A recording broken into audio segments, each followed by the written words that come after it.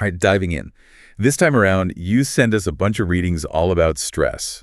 Trying to figure out anything about stress online is like, well, it's kind of like what our source for today called it. Logorrhea, bafflegab, and nonsensical nonsense. It feels like everybody online has some idea of what stress is.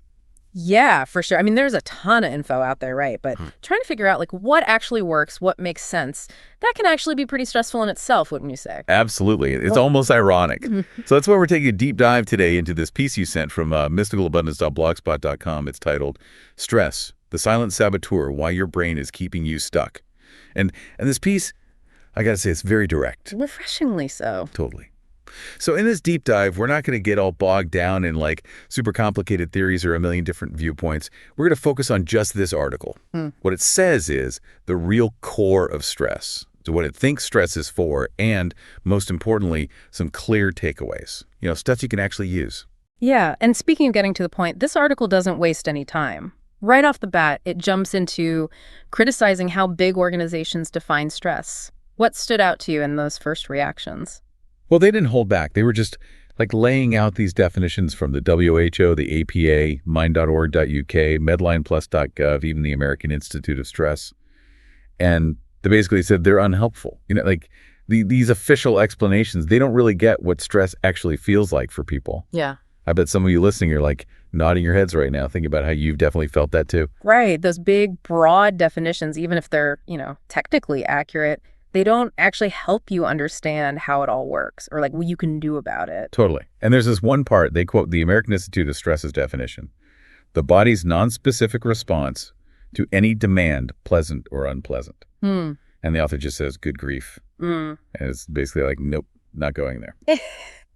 That kind of sets the stage for wanting a much more, down-to-earth and useful explanation. Which I think leads to a really important question, right? Why such a strong reaction against that definition? I think it shows they really want a definition that gets past just listing symptoms and actually explains the why of stress.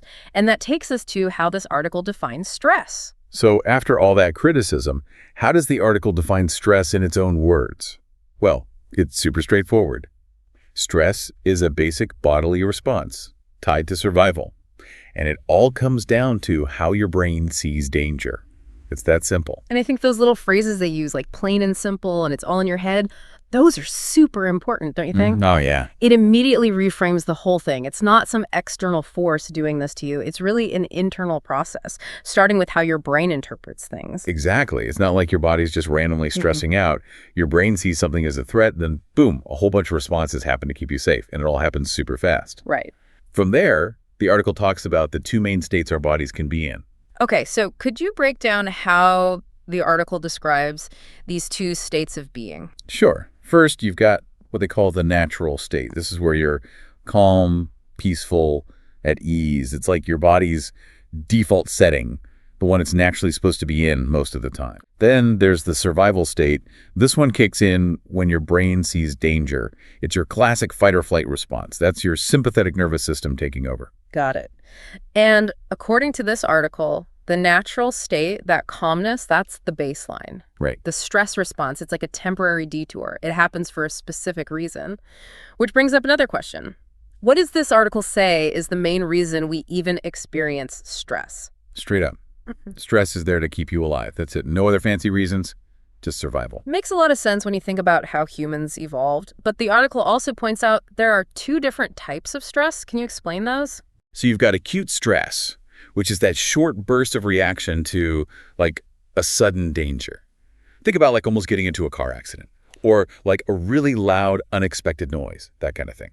This kind of stress, it's intense, but it's meant to fade away quickly once the danger is gone. Okay. Then there's chronic stress, which is that constant long-term pressure from things that just keep going. And the article is saying this chronic stress is the big problem we face today. That makes sense because way back when, stress was mostly about those sudden, short-term, real dangers, like running into a wild animal or something. Right, exactly. Once the danger was gone, your body would just naturally calm back down. But these days, the stuff that stresses us out, it's often more in our heads, right? Work deadlines, money worries, social pressures, that stuff just keeps going. It doesn't really have a clear endpoint. So we get stuck in that high alert survival mode. So walk me through how the article says the brain actually starts that whole stress response. Like, what are the steps? Okay, so first, your brain takes in information from your senses, what you see, hear, feel, all that. Then there's this part of your brain called the amygdala, and it's really good at quickly figuring out if there's any danger. If it thinks there is, it signals another part of the brain, the hypothalamus. This part acts like a command center, basically telling your autonomic nervous system to get ready for action. It's either going to be fight, flight, freeze, or even something called fawn. And of course, you get that rush of those famous stress hormones, cortisol and adrenaline. That makes you extra alert, gets your body prepped to do something. Right. And the autonomic nervous system, or ANS for short, is kind of like the control center for all that. Could you quickly explain the two parts of that system and how they work? Totally. So the ANS handles all those automatic functions your body does without you even thinking about it, like your heartbeat, breathing, digestion. It's got two main parts that kind of work like opposites to keep things balanced. You've got the sympathetic nervous system, which is your fight or flight system. This one gets you all revved up when there's danger, like stepping on the gas. Then there's the parasympathetic nervous system, which is more like hitting the brakes. It helps you calm down, recover, and get back to that balanced state, what they call homeostasis. They're always working together, making sure your body is running smoothly. And then the article has this really interesting point, and it's kind of a light bulb moment for a lot of people. Our bodies, they don't automatically tell the difference between an actual physical threat and a threat that's just in our heads. Why is this so important to get? Yeah, this was a big one for me too. It doesn't matter if you're actually in danger, like someone's trying to attack you, or if you're just lying in bed worrying about money. Your brain can trigger the same stress response. It's how you perceive the situation that's what sets it off. And that's why, according to the article, people can get stuck feeling stressed all the time. Our bodies are treating worries and anxieties as if they're life or death situations. And realizing that it's the perception that matters that leads to a really empowering idea, right? We're not just like helpless puppets when it comes to stress. Right. The article's point is that initial stress response, that's automatic. But what you do with it, your thoughts, your feelings, those aren't set in stone. You have some control over how you react after that first alarm goes off. I see. It's about learning to manage what's happening inside you when you get stressed. Okay, so the article mentions reconditioning the mind. What does that even mean when we're talking about stress? Think of it like retraining yourself. Like if you know a loud noise is coming, you can learn to flinch less. It's the same idea with stress. You can learn to react less intensely to certain thoughts or situations. There are things you can do, like mindfulness, or just noticing when you're thinking negatively and trying to change that thought.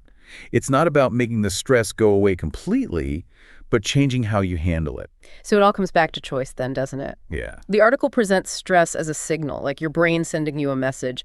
What matters is, do you notice that message? And then can you choose a different way to react so you feel more in control? Exactly.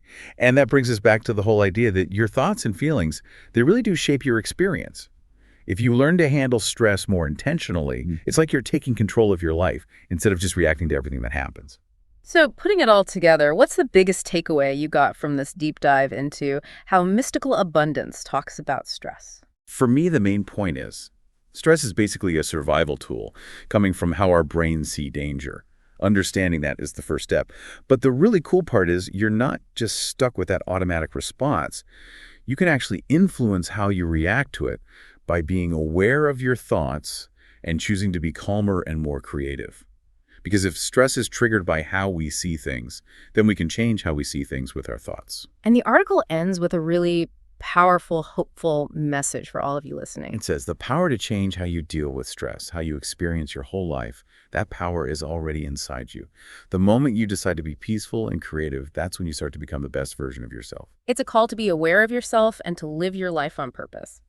If you're interested in this approach to stress, we encourage you to read the full article, Stress, the Silent Saboteur, Why Your Brain is Keeping You Stuck, over at mysticalabundance.blogspot.com.